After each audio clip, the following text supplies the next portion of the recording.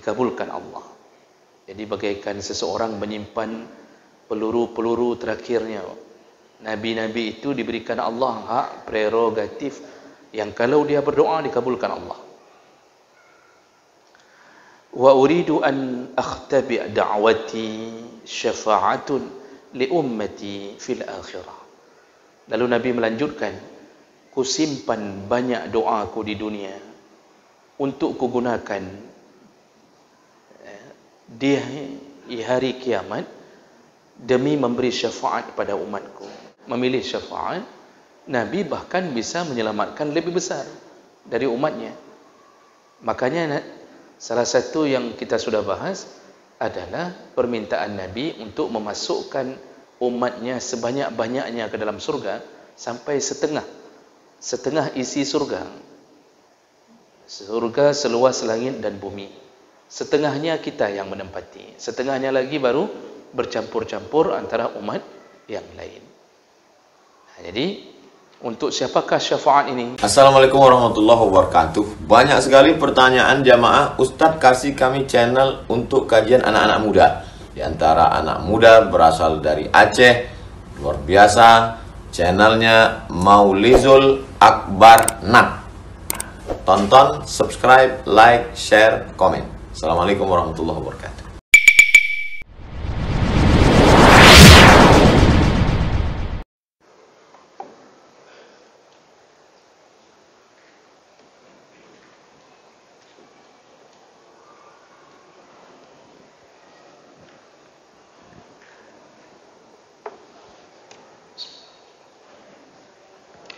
Assalamualaikum warahmatullahi wabarakatuh.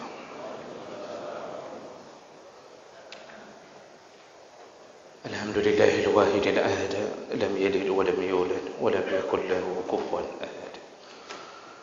Asyhadu an la ilaha illallah wahdahu la syarika lah wa asyhadu anna Muhammadan abduhu wa rasuluhul karim. Allahumma salli wa sallim على نبينا المصطفى محمد وعلى آله وأصحابه أجمعين. أما بعد، رب اشرح لي صدري ويسر لي أمري واحلل عقدة من لساني يفقهوا قولي. Segala puji bagi Allah, kemudian salawat dan salam pada Rasulullah, pada keluarga dan seluruh sahabat-sahabatnya. Bapak-bapak dan ibu-ibu, jamaah salat maghrib dan isya yang Allah muliakan insyaallah. Di pertemuan yang lalu kita sudah membahas salah satu dari fadilah menjadi umat Muhammad sallallahu alaihi wasallam, yaitu Allah mengizinkan untuk memasuki surga pertama sekali sebelum dimasuki oleh umat-umat yang lain. Dan juga kita sudah bahas bahwa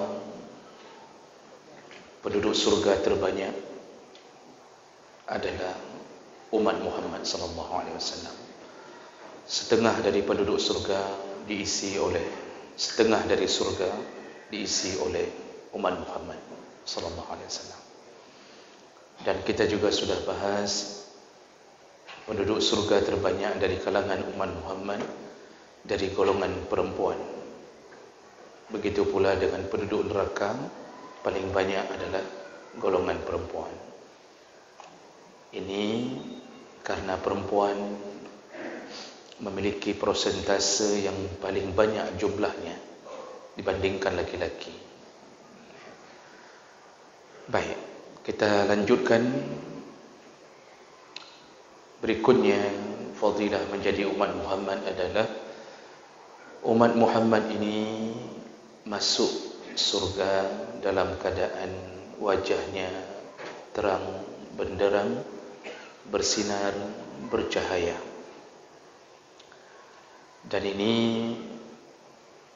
disebutkan oleh Nabi dalam hadis riwayat Bukhari, inna ummati yud'auna yawmal qiyamah uram muhajjalin min asaril wudu'. Umatku dihadirkan di hari kiamat, maksudnya akan memasuki surga, yaitu dalam keadaan bercahaya, berseri-seri, bersinar.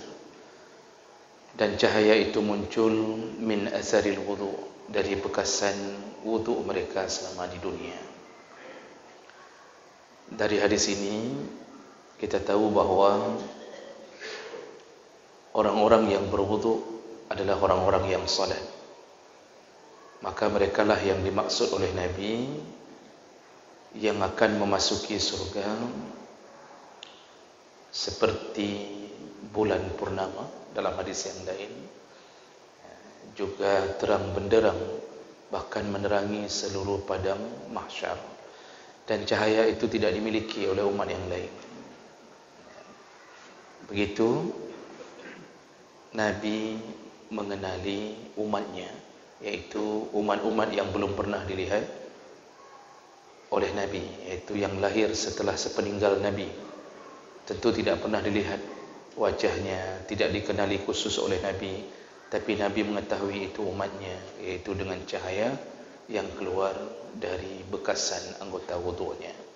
Mudah-mudahan kita termasuk orang-orang yang memelihara wudu' untuk solat kita. Baik, kita lanjutkan.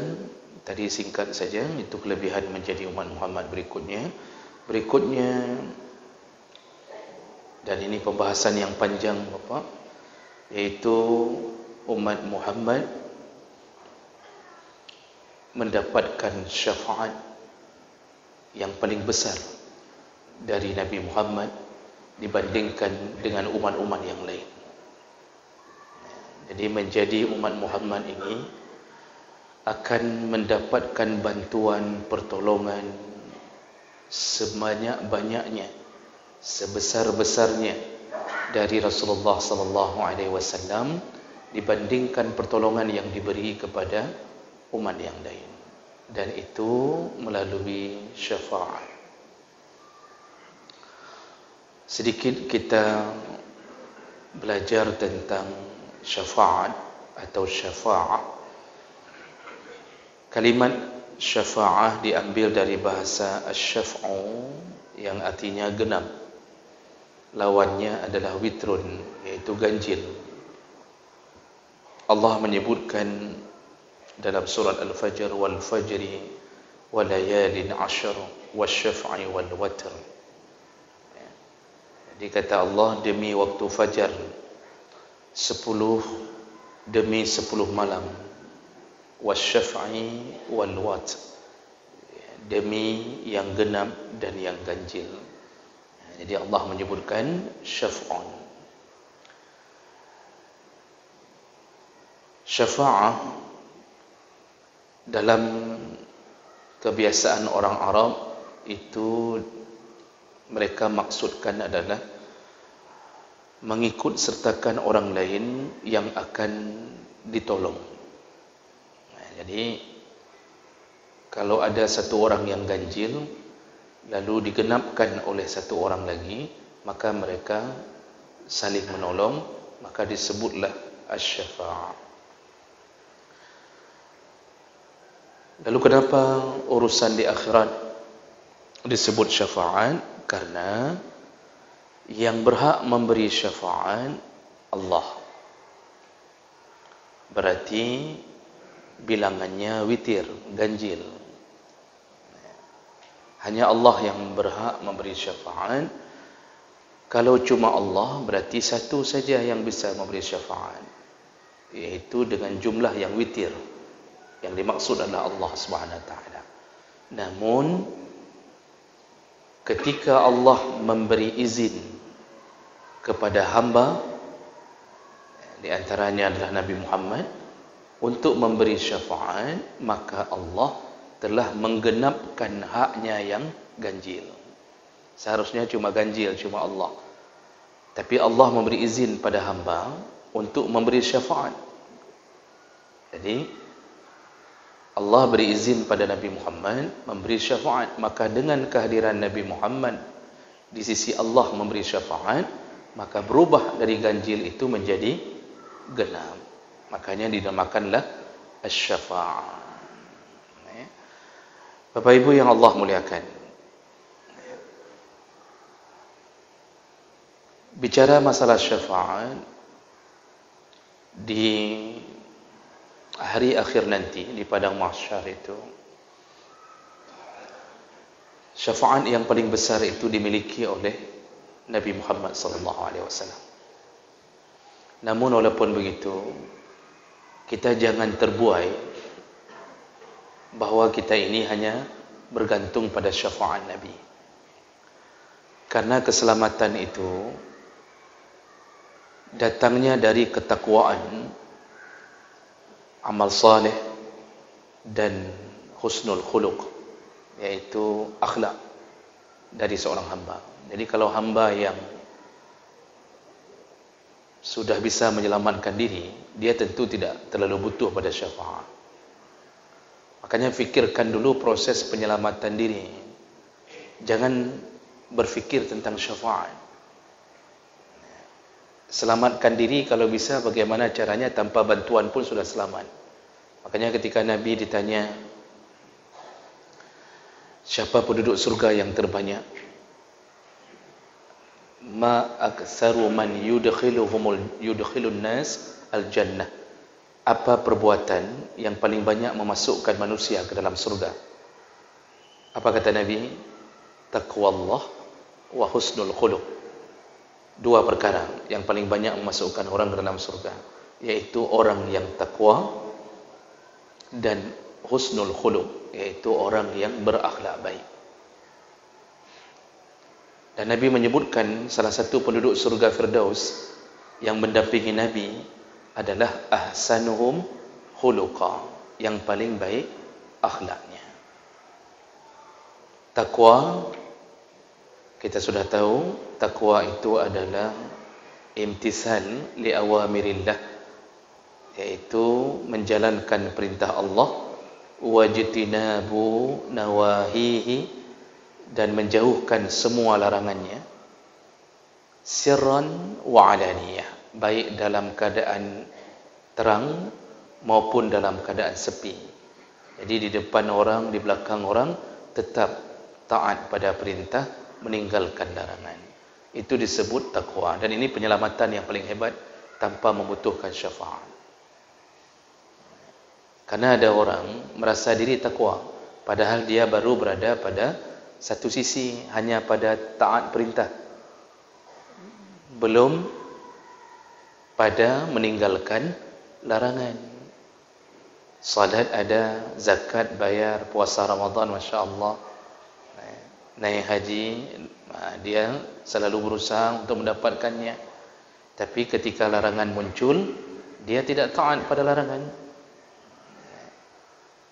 Jadi ketika dilarang ini, dilarang itu, dia tidak taat pada larangan itu. Nah ini kadang-kadang orang merasa takwa, padahal baru melakukan salah satu di antara perintah dan larangan. Lalu yang kedua tadi, berakhlak baik. Akhlak baik ini luas sekali, karena ada akhlak kepada Allah, akhlak kepada sesama manusia, bahkan akhlak kepada malaikat, pada Nabi dan seterusnya. Dan ini semuanya terwakili oleh Nabi SAW. Ketika Aisyah ditanya bagaimana akhlak Nabi, kata Rasulullah, kata Aisyah, khuluquhu al-Quran. Akhlak Nabi itu adalah Al-Quran. Jadi sebagaimana isi Al-Quran, begitulah keadaan Nabi SAW. Nah, ini dulu Bapak Ibu yang perlu kita fikirkan sebelum kita berfikir masalah syafaat. Karena ada orang hari ini disibukkan dengan membicarakan syafaat, tapi dia sendiri tidak sadar, dia sendiri bukan orang yang dipastikan selamat kalau dia bisa dapat syafaat. Karena nanti syafaat macam-macam jenisnya. Baik, Rasulullah SAW adalah Nabi yang diberi izin berkuasa untuk menyelamatkan, menolong, membebaskan dengan izin Allah. Di antara semua Nabi, Nabi Muhammad lah yang paling berperan di hari kiamat nanti.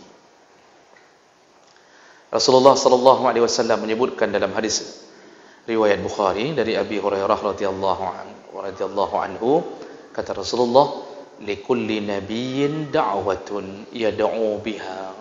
Setiap nabi itu ada doa yang mustajab. Artinya yad'u biha, kalau dia berdoa dikabulkan Allah. Jadi bagaikan seseorang menyimpan peluru-peluru terakhirnya. Nabi-nabi itu diberikan Allah hak prerogatif yang kalau dia berdoa dikabulkan Allah. Wa uridu an akhtabi' da'wati syafa'atun li ummati fil akhirah. Lalu Nabi melanjutkan, ku simpan banyak doaku di dunia untuk kugunakan di hari kiamat demi memberi syafaat pada umatku. Jadi nabi-nabi terdahulu itu dikeluarkan semua peluru-peluru yang disimpan oleh Allah, diberikan hak oleh Allah. Nabi Muhammad menyimpan banyak peluru di dunia. Makanya Nabi Muhammad tidak berdoa yang aneh-aneh di dunia. Artinya tidak menggunakan doanya banyak di dunia. Kata Nabi, ku simpan doaku, ku minta nanti untuk umatku di akhirat. Begitu Nabi tahu keadaan dan khawatirnya terhadap umatnya di hari kiamat, sehingga beliau menyimpan cadangan-cadangan doa untuk kita di hari kiamat, karena doa itu dikabulkan oleh Allah. Dan nanti hadis-hadis berikutnya akan menyatakan tentang bagaimana dahsyatnya perjuangan Nabi menyelamatkan kita di hari kiamat. Dalam hadis yang lain, Rasulullah sallallahu alaihi wasallam menyebutkan, khuyyirat baina syafa'ah wa baina ayyudkhila nisfa ummati al-jannah. Aku pernah ditawarkan oleh Allah dua perkara. Apakah aku memilih syafaat atau memilih Allah akan memasukkan setengah dari umatku ke dalam surga. Jadi pilihannya dua, pilih syafaat atau diberi kuota oleh Allah setengah penduduk surga adalah umat Nabi. Apa jawaban Nabi kepada Allah? Fakhtartu syafa'ah. Aku meminta syafaat. Li'annaha a'ammu wa aqfa. Karena dia lebih umum dan lebih mencakup luas. Jadi kalau Nabi pilih setengah umatnya masuk surga, otomatis Nabi tidak berkuasa menyelamatkan yang setengah lagi. Tapi ketika Nabi memberi syafaat, memilih syafaat, Nabi bahkan bisa menyelamatkan lebih besar dari umatnya. Makanya salah satu yang kita sudah bahas adalah permintaan Nabi untuk memasukkan umatnya sebanyak-banyaknya ke dalam surga sampai setengah isi surga. Surga seluas langit dan bumi. Setengahnya kita yang menempati, setengahnya lagi baru bercampur-campur antara umat yang lain. Jadi untuk siapakah syafaat ini? Kata Nabi, nanti kugunakan atarawunaha lil muttaqin. Apakah kalian mengira syafaatku hanya untuk orang yang bertakwa? La, kata Nabi, tidak. Walakinnaha lil muznibin al khata'in al mutalawwisin. Kugunakan syafaatku juga untuk para pelaku dosa besar, dosa kecil, atau yang melakukan kesalahan-kesalahan di dunia. Nah, jadi berlaku umum syafaat itu. Ini hadis riwayat Ibnu Majah dengan derajat yang sahih. Bapak Ibu yang Allah muliakan, berikutnya sebelum kita melihat hadis-hadis tentang bagaimana Nabi menyelamatkan kita di akhirat, maka perlu juga kita fahami lebih dahulu bahawa pemberian syafaat itu ada syarat, ada syaratnya. Apa syaratnya? Yang pertama, dia hanya berlaku dengan izin Allah. Tidak ada syafaat tanpa izin Allah. Jadi bukan Nabi yang memunculkan syafaat, tapi Allah yang memberi izin pada Nabi untuk memberi syafaat. Dan Allah sebutkan dalam surat Al-Baqarah atau disebut ayat kursi, kata Allah, man zalladhi yashfa'u indahu illa biizni. Siapa yang bisa memberi syafaat? Tidak ada yang bisa memberi syafaat di sisi Allah kecuali dengan izinnya, kata Allah.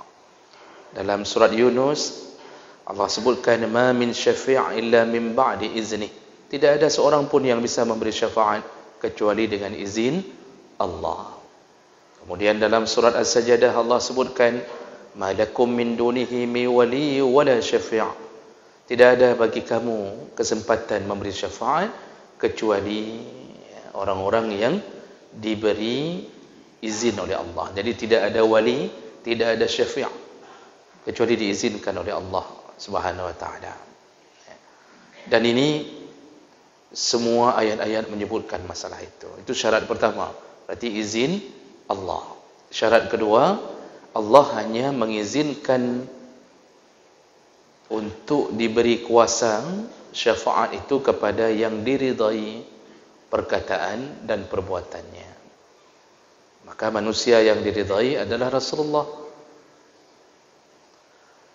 Dalam surat Al-Anbiya ayat 28 Allah katakan wala yashfa'una illa liman irtada. Tidak akan bisa memberi syafaat kecuali orang-orang yang diridai oleh Allah Subhanahu wa taala.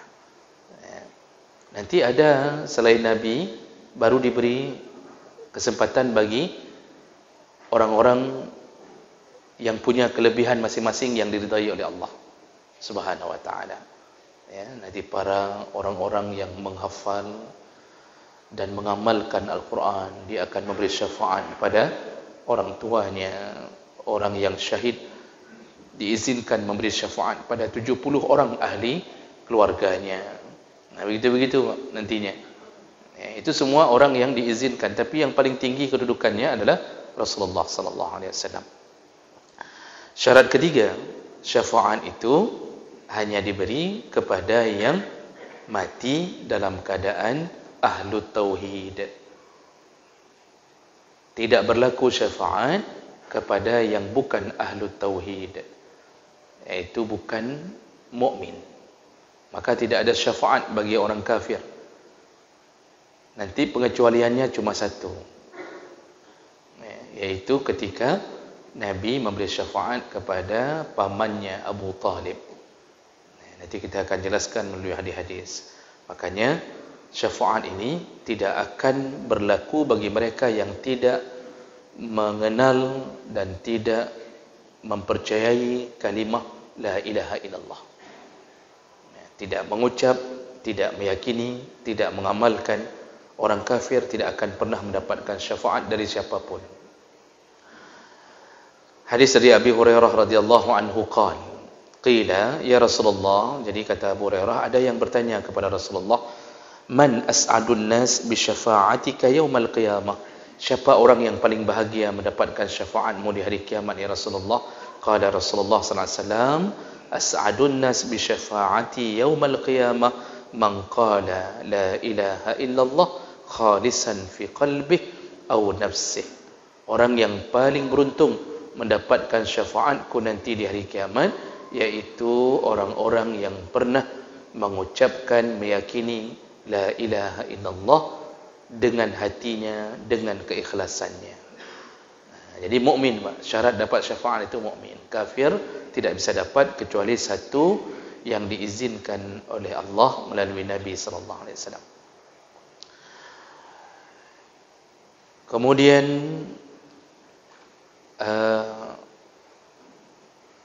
jenis syafaat. Nah, di sini kita akan melihat bagaimana umat Muhammad dan bahkan seluruh umat yang lain memohon-mohon kepada Nabi kita untuk menolong mereka di saat Nabi-Nabi lain tidak terlalu berperan di hari kiamat. Jadi jenis syafaat itu seluruhnya itu ada 7 jenis syafaat. Jadi secara umum dulu Pak, secara umum itu ada 2 jenis, yaitu syafaat yang dikhususkan untuk Nabi, dan kemudian yang kedua syafaat yang diberikan kepada selain Nabi. Ya, syafaat dari Al-Quran, syafaat dari manusia, syafaat dari malaikat, syafaat dari macam-macam. Kita bicarakan dulu yang pertama, nanti yang kedua ini masuk ke kelebihan berikutnya. Yang pertama, syafaat yang dikhususkan bagi Nabi kita Muhammad sallallahu alaihi wasallam. Dan itu ada beberapa model pertolongan dari syafaat Nabi dengan izin Allah. Yang pertama iaitu syafaatul udhma, syafaat yang paling agung di padang mahsyar. Ya, jadi dimaksud dengan syafaatul udhma iaitu syafaat yang diperoleh dan diberikan kepada semua umat, mulai dari umat Nabi Adam sampai umat Nabi Muhammad. Syafaatul udhma itu fungsinya menghilangkan keresahan, menghilangkan huru-hara, rasa takut, kekhawatiran di padang mahsyar. Karena hari itu hari menakutkan. Di padang mahsyar itu hari menakutkan. Hari ketika seseorang dibangkitkan dari alam kuburnya, lalu berdiri dalam keadaan telanjang, tidak bersandal, dan mereka mulai melihat pemandangan-pemandangan yang dulu dijanjikan di dalam Al-Quran. Disitulah pengadilan Allah berlaku. Yang muncul cuma rasa takut. Apalagi ketika waji'a yauma izim bi jahannam, ketika dihadirkan jahannam, bertambah-tambah rasa takutnya. Nah, apa yang terjadi pada waktu itu? Semua umat bermohon-mohon mencari pertolongan, semuanya. Kita dengarkan hadis Nabi sallallahu alaihi wasallam, yaitu tentang bagaimana kejadian di padang mahsyar yang Nabi lah yang mengambil alih peran dari semua nabi-nabi yang lain untuk menolong semua umat menghilangkan ketakutan dan keresahan itu.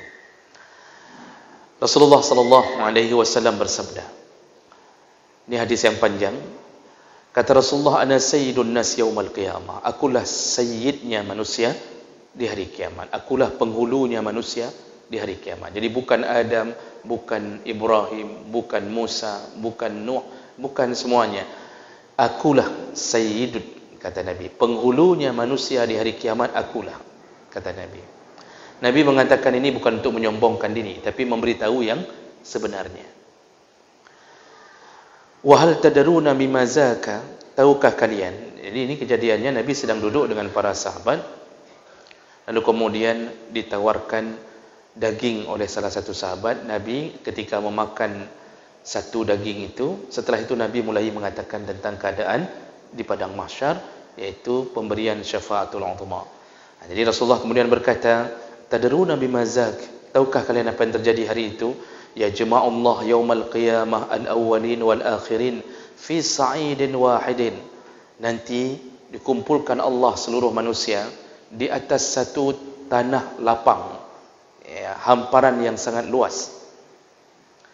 Lalu kemudian fayusmi'uhumud da'i wa yunfizuhumul basar. Di saat seperti itu pendengaran tidak berjarak, penglihatan pun tidak berjarak. Yang dekat di seperti jauh, yang jauh pun seperti dekat. Artinya tidak ada batas. Melihat tidak ada batas, mendengar tidak ada batas. Kalau Allah panggil terdengar semuanya, malaikat panggil terdengar semuanya. Lalu kemudian watadanu asyam, diturunkanlah matahari di saat itu. Ini sudah kita sebutkan, matahari diturunkan 1 mil. Namun masih berselisih dalam hadis. 1 mil itu jarak satuan bumi atau sebatas pencolek jelak. Karena mil juga bermakna pencolek jelak. Kalau pencolek jelak berarti cuma sejengkal di atas kepala. Ya. Begitu keadaan di hari padang mahsyar nanti. Fayablughu an-nas minal ghammi wal karbi ma la yutiquna wa ma la yahtamilun. Di saat itu semua penduduk di padang mahsyar merasa gelisah, susah, risau, semuanya dalam keadaan galau. Lalu mereka tidak tahu cara untuk menanggung beban itu. Jadi semuanya, kalau di dunia kita kalau susah, kita ditanggung oleh saudara kita, dihibur. Di situ tidak tahu mau kemana. Jadi tidak ada yang bisa menghilangkan kegelisahan itu. Fayaqulu ba'dun nas, karena sudah gelisah semua, maka sesama mereka kemudian mulai berkata, ala tarawna ma antum fi? Tidakkah kalian lihat bagaimana keadaan kalian hari ini? Ala tarawna ma qad balaghakum, ala tanduruna ma yashfa'u lakum. Tidak sadarkah kalian apa yang telah sampai pada kalian hari ini? Lalu mereka mulai berkata, tidak mungkinkah kita mencari orang yang bisa memberi syafaat? Ala tandurun man yashfa'u lakum ila rabbikum. Tidakkah bisa kita mencari orang yang bisa menyelamatkan kita dari kemarahan Allah hari ini? Fayaqulu ba'dun nas li ba'din u'tu Adam. Lalu mulailah ada yang mengusulkan, kalau begitu kita datangi saja Nabi Adam. Begitu kata penduduk di padang mahsyar. Fayatuna Adam, semuanya kemudian menuju ke Adam. Semua berbondong-bondong mencari Adam. Tentu dengan izin Allah, diberitahu, diilhamkan untuk mengetahui di mana Adam alaihissalam. Fayaquluna ya Adam, lalu mereka berkata, wahai Adam, anta abul bashar, engkaulah bapaknya para manusia. Khalaqakallahu biyadihi, Allah langsung menciptakanmu dengan tangannya. Wa nafakha fika min ruhihi, lalu engkau dihembuskan ruh ke dalam jasadmu. Wa amara al malaikah fasajadu laka, lalu Allah suruh malaikat untuk sujud kepadamu. Jadi dipuji-puji dulu Adam. Jadi apa yang terjadi di dunia, di akhirat juga begitu. Kita kan kalau mau mendapatkan sebuah perkara agar anak kita lulus, kan kita puji-puji dosennya. Inilah engkau, begitulah engkau. Kalau kita mau selamat dari urusan, puji. Dan itu berlaku di kalangan orang-orang yang sedang susah di padang mahsyar. Dia puji-puji Nabi Adam. Lalu akhirnya mereka berkata, isfa' lana ila rabbika. Wahai Nabi Allah Adam, berikanlah syafaatmu kepada kami. Mintalah kepada Allah untuk menolong kami hari ini. Ala tara ma nahnu fi, ala tara ila ma qad balagna. Tidakkah engkau lihat susahnya kami hari ini? Tidakkah engkau lihat bagaimana kami begitu kesulitan hari ini? Apa yang menimpa kami hari ini? Begitu semua penduduk mengatakan kepada Adam. Fayaqulu Adam, lalu Adam alaihissalam berkata, inna rabbi ghadiba al-yawm ghadban lam yaghdab qablahu mislah wa lam yaghdab ba'dahu mislah. Ketahuilah, hari ini adalah hari Allah akan begitu marah. Tidak ada kemarahan yang pernah terjadi seperti ini sebelumnya, dan juga tidak akan ada marah Allah yang dikeluarkan setelah ini. Jadi ini hari Allah marah. Lalu kemudian Adam mengatakan, wa innahu lanahani 'anis syajarah. Sayangnya aku dulu pernah dilarang untuk makan pohon, memakan buah dari pohon yang terlarang. Fa'asaituhu, lalu aku pernah bermaksiat, aku makan dari buah itu. Lalu kemudian izhabu ila ghairi, aku tidak bisa memberi syafaat, aku tidak berani, aku pernah bermaksiat kepada Allah. Pergilah kepada selainku. Izhabu ila Nuh, pergilah kepada Nabi Nuh. Jadi Adam akhirnya menolak, tidak berani memberi syafaat. Semuanya pergi ke Nabi Nuh. Fayatuna Nuhan, sama lagi mereka datang ke Nabi Nuh. Fayaqulun, semua berkata, ya Nuh, anta awwalur rusul ilal ard, engkaulah rasul pertama ke muka bumi ini. Wasammakallah abdan syakura, engkau dinamakan abdan syakura, hamba yang bersyukur pada Allah. Isfa' lana ila rabbik, berikanlah kami syafaat, mintalah pertolongan Allah untuk kami. Tidakkah engkau lihat keadaan kami hari ini? Diulang lagi kalimat itu. Tidakkah engkau lihat apa yang menimpa kami hari ini? Lalu Nabi Nuh berkata, sama dengan Nabi Adam, hari ini hari kemarahan Allah. Dan seterusnya, di ujungnya Nabi Nuh mengatakan bahawa wa innahu qad kanat li da'watun da'autu biha ala qaumi. Sayangnya, aku dulu diberi izin untuk berdoa oleh Allah, tapi aku berdoa kejelekan kepada umatku. Karena Nabi Nuh meminta agar seluruh umatnya dihabisi. Kan itu permintaan Nabi Nuh. Sampai Nabi Nuh saking geramnya, dia mengatakan apa? Jangan berikan lagi izin bergenerasi ini orang ini. In yalidu illa fajiran kafara. Kalau mereka punya anak kafir lagi, ya Allah, nepa habis mendum, ya Allah. Diminta oleh Nabi Nuh untuk habiskan semua, ya Allah, kecuali yang di atas kapal saja yang beriman. Cuma sekitar 80-an orang dalam catatan sejarah. Nabi Nuh ternyata menganggap ini doa yang jelek. Seharusnya dia tidak begitu. Seharusnya dia minta supaya umatnya sadar, begitu-begitu. Akhirnya beliau mengatakan, aku tidak berani memberi syafaat. Nafsi, nafsi. Aku sendiri, kalian sendiri. Izhabu ila Ibrahim. Pergilah kepada Ibrahim. Lalu semua datang ke Ibrahim. Bisa bayangkan Bapak Ibu capeknya kita hari itu. Cari Nabi Adam. Nabi Adam suruh ke Nabi Nuh. Nabi Nuh suruh ke Nabi Ibrahim. Kalau di dunia disuruh ke meja sini. Lalu katanya, udah saya nggak bisa tolong, pergi ke meja sana, pergi kantor sana. Sampai ke sana, oh nggak bisa, pergi ke sana. Itu kan hancur meja-meja semuanya. Kantor-kantor hancur semuanya itu. Tapi hari itu hari butuh pertolongan. Orang betul-betul berharap supaya ada yang menolongnya. Semua pergi ke Nabi Ibrahim. Fayatuna Ibrahim fayaqula anta Nabi Allah. Engkaulah Nabi Allah wa khaliluh. Engkaulah kekasih Allah. Min ahlil ardi. Dari semua penduduk bumi engkau kekasih Allah. Ishfa' lana. Berikanlah kami syafaat. Mintalah kepada Allah untuk memberi syafaat. Apa jawaban Nabi Ibrahim? Sama. Ya, sama. Dia mengatakan ini hari kemarahan Allah. Dan di ujungnya dia mengatakan wa zakara kazabatihi nafsi nafsi. Lalu Nabi Ibrahim mengatakan kenapa dia tidak berani memberi syafaat, karena beliau pernah berbohong ketika di dunia. Apa bohongnya? Disyarah oleh para ulama ahlul hadis. Ini hadis syarah Muslim, hadis Muslim disyarah oleh Imam Nawawi juga. Beliau mengatakan Nabi Ibrahim pernah berbohong 3 kali. Waktu sakit, waktu penduduk kampung menuju ke festival, beliau mengaku sakit padahal enggak sakit. Kemudian waktu pulang dilihat berhala sudah hancur semua, Nabi Ibrahim tidak mengakui, mengatakan berhala paling besarlah yang telah melakukannya. Lalu kemudian ketika istrinya bertemu dengan raja yang zalim, ada yang mengatakan Namrus, Nabi Ibrahim mengatakan kepada istri, jangan bilang engkau istriku, tapi bilanglah engkau adikku. Karena kalau ketahuan itu istri, raja zalim ini suka dengan istri orang, dia punya penyakit suka istri orang. Saya berulang-ulang mengatakan yang masih punya penyakit ini berarti keturunan raja itu. Jadi Bapak Ibu yang Allah muliakan, Nabi Ibrahim mengatakan aku tidak berani memberi syafaat.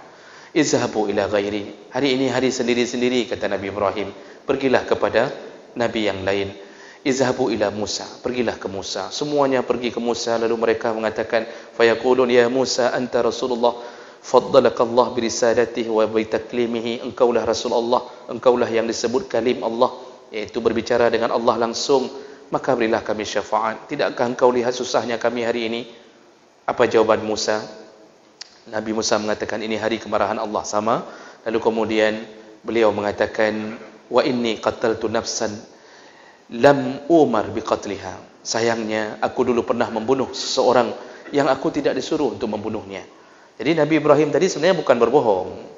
Cuma beliau karena seorang nabi, beliau merasa diri berbohong dengan keadaan itu. Padahal bukan bohong. Beliau ingin memberi pelajaran pada penduduk kampung yang menyembah berhala. Cuma karena levelnya Nabi, sekecil kuku pun mereka merasa bersalah. Kalau kita bohong sudah sebanyak mungkin, masih merasa sekecil kuku. Itu level Nabi. Makanya itu sebenarnya tawadhu'nya mereka. Nabi Musa bukan membunuh, dia cuma menampar. Dia tidak tahu itu akan terbunuh, cuma karena kuat sekali tamparannya, mati. Sekarang ada permainan tampar-tampar tu, Pak. Kalau sempat Nabi Musa ikut, habis mendum, Pak. Ya, permainan dari Rusia tu, nampar sana, nampar sini. Nabi Musa nampar enggak sengaja, mati. Tapi beliau merasa berdosa. Walaupun tidak berdosa di saat itu, beliau menyelamatkan salah satu dari Bani Israel. Lalu beliau mengatakan, izhabu ila Isa. Hari ini hari nafsi-nafsi. Pergilah kepada Nabi Isa. Lalu semua pergi ke Nabi Isa. Dia mengatakan Isa begini-begini. Isa tidak menyebutkan apa kesalahannya. Lalu Nabi Isa mengatakan aku tidak bisa beri syafaat. Semuanya disuruh ke Nabi Muhammad. Ketika datang Nabi Muhammad, fayatuni, semua mendatangiku. Fayaqulun ya Muhammad anta Rasulullah wa khatamal anbiya. Engkaulah penutup para nabi. Wa ghafarallahu laka ma taqaddama min zambik wa ma ta'akhkhar. Engkaulah manusia yang diampunkan dosa dari awal sampai akhir. Isfa' lana, berikanlah syafaat kepada kami ila rabbik, mohonlah kepada Allah. Tidakkah engkau lihat kami begitu susahnya hari ini? Nah, jadi karena syafaat dari Nabi Muhammad kita perlukan, kita tunggu minggu depan syafaatnya baru datang insya-Allah, Pak ya. Nah, ini karena panjang cerita ini dan harus kita ceritakan demi kita mengetahui kebesaran Nabi kita sallallahu alaihi wasallam.